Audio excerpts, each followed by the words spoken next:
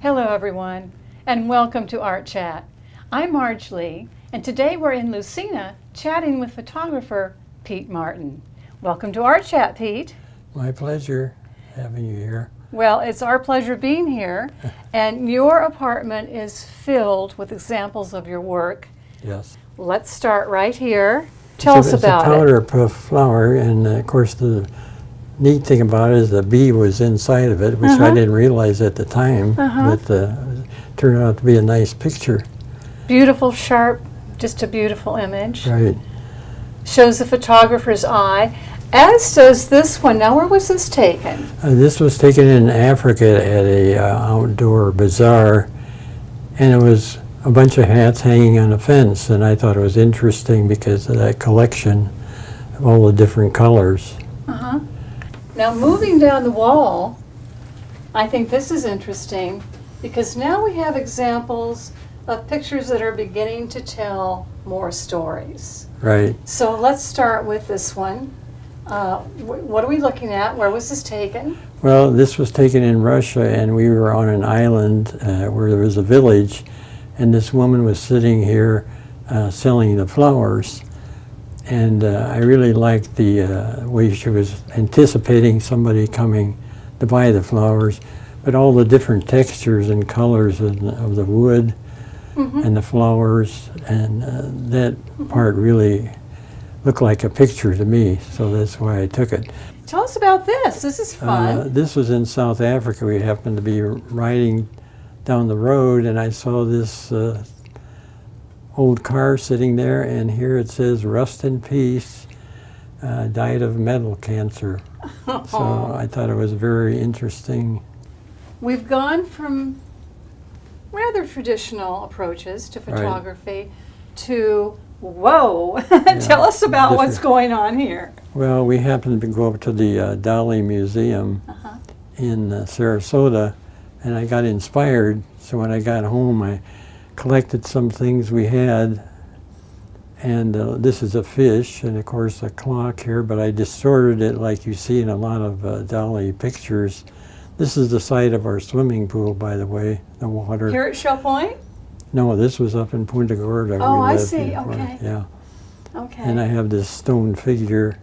So it's like, the only way I can say it's a fish out of water that's run out of time. That's very clever.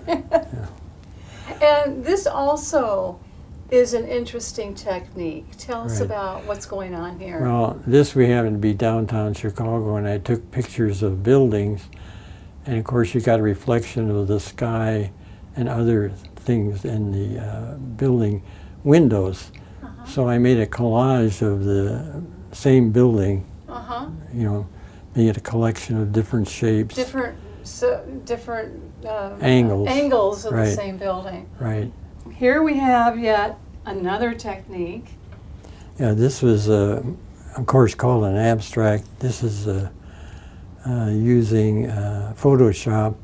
And essentially this I call a toucan under stress. Yes. Because I had a large picture of a toucan bird, and here's his body here, and this is his bill. I know you can't tell that anymore, but... Now, you mentioned the word Photoshop. Some of, I know it's a fairly common term, but not everybody might know it. What does Photoshop mean? Well, it's a program made by Adobe.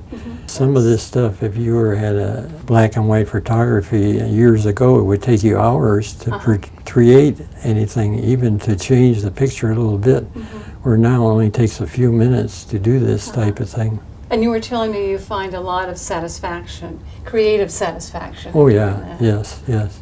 Now, the other thing that I most associate with your technique are what I call your water drop pictures. Right. Talk to us about how you have created this most unusual image. Well, taking picture of water drops is very difficult, especially outside. If you have any wind or breeze that blows the drops off before you can even get a picture. So this picture I did inside of a room here, but the drops would still fall off, so I had to add glycerin to the water in order to make them attach to the stem. And then you put the flower in back, and this just acts like a camera lens that the flower shows up in all the drops. Isn't that fascinating? So this is a real stem, Oh, yeah. and you said you did this inside, Yeah, in a controlled environment. right. Now, this is a different Experiments. technique And now. how did you do this one? This, we have a glass plate, and we spray water drops on it.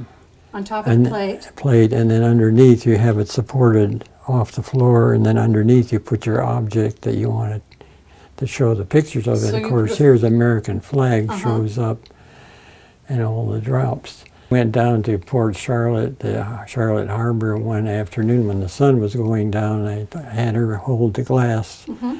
She didn't really know why, but I said, well, just hold it there steady enough, and took the picture, because then you get the reflection that goes into the water, and the light beams are bent, so you get a perfect reflection of the trees that are up here Uh-huh. into the glass. Very, very arresting.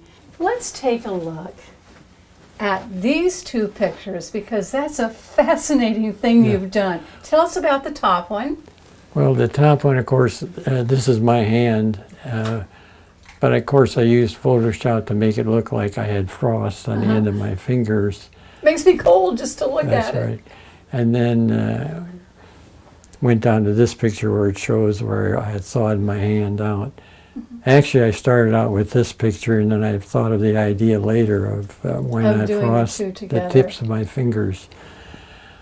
Tell us about some of the interesting things Well, here. like this camera, you notice the sides are wood, Uh-huh. but I've been trying to recondition it, so I put some leather-like material, Oh. fabric on the back here. About how old would this camera be, do you think? Any idea? Now you really got me around Got you stumped? 1800s. Really? Yes. Okay. Okay. And then this one I like because it's a vest pocket camera. It folds up Uh-huh. and put it in your pocket. Now, are all these still operational, or do you know? Well, most of them are, Uh-huh. but of course I haven't tried them out with any, because I'm not into the film anymore. Mm-hmm. And the other cameras, of course, were given to me by people, and so I just collected them over this Over the period years. of time. There's one final picture I want to talk about, because it was one of your first attempts in digital photography. Is that correct? Yes. And it's this one right over here in the corner. And tell us about that, and your memories of working with that for the first time. It's the one with the blue vase, I believe. Well, this picture was probably one of the first ones I did with Photoshop, and I feel like I overdid it, really. But I liked blue vase, and then the two glasses here with some beads coming out of them, and glass marbles in the other one. It's a nice picture, but I've learned a lot from that first time that I did that. Well, Pete, thank you so much for showing us your work, Yeah. your collection. It's been a joy being here. I want to thank you again. And thanks to all of you for joining us on Art Chat. We'll see you again soon. Bye-bye.